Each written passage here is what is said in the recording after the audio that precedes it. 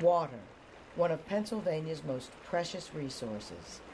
There are over 83,000 miles of streams, 4,000 lakes, 120 miles of coastal waters, and 80 trillion gallons of groundwater aquifers throughout the state. Pennsylvania is also home to Marcellus Shale. Recently, natural gas companies have begun a process called hydrofracking to pump the gas out of the Marcellus Shale. Hydrofracking occurs when a drill is sent deep into the ground. Once it hits the Marcellus Shale, thousands of gallons of water and chemicals are pumped into the ground, cracking it and releasing the gas. And we were contacted by Chief in 2007 about running pipelines on our land, or about the gas, the Marcellus Shale that was underneath the land. So right now we have on our property currently, it's called the Shaner Frack Pond. It's on a 5-acre site. The Frack Pond itself is about 2.5 acres. And what the Frack Pond is, it's basically a clean water pond where the tanker trucks come and dump water into it. It's a holding ground. They dump the water into it. But right now they're in the process of making water lines to connect site to site. It's more economical for them, and just that's what works best for them. A lot of it comes down to money. This is there's no question about it. This means a lot of money for a lot of people in Pennsylvania. People have become rich. They become what they call mailbox millionaires by leasing their lands to the natural gas companies. Other people are getting rich because they drive trucks for the gas industry, or they're welders and they work on the pipelines and so forth. And likewise, hotels have been just, absolutely booked solid in Pennsylvania because of the natural gas industry. So a lot of people are making a lot of money, but I think we need to ask at what cost to the environment, to people's water supplies, to people's housing or values. That in a lot of areas, people have, basically discovered that their property's worthless because their water's contaminated.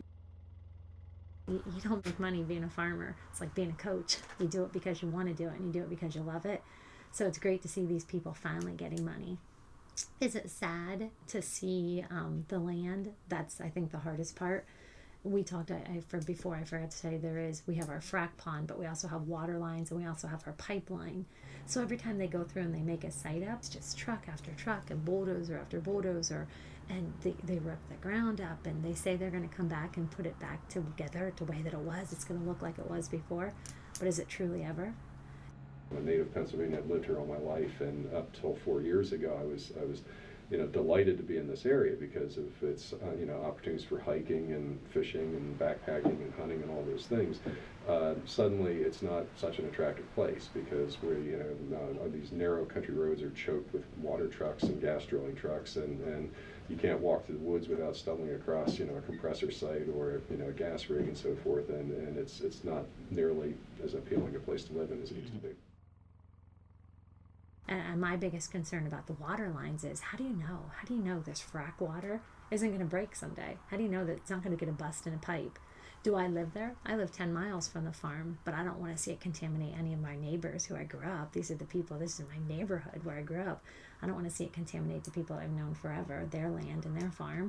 I'm absolutely against it. I believe in a complete ban moratorium on it because of its proven track record of spills and blowouts and water contamination. It's just not worth the dangers to our way of life it represents. Absolutely not. I think it's a menace. I would like to envision it being back the way it was. I would like to think that the farmlands are still going to be tillable, that your woods are still going to be huntable for my children, my brother's children, and my sister's children as well. I would like to think it's a 2nd generation farm now. I want to see it be a 4th and 5th generation farm someday. Not maybe a working dairy farm, but I still want the land to be usable. I still want the kids to be able to enjoy the land.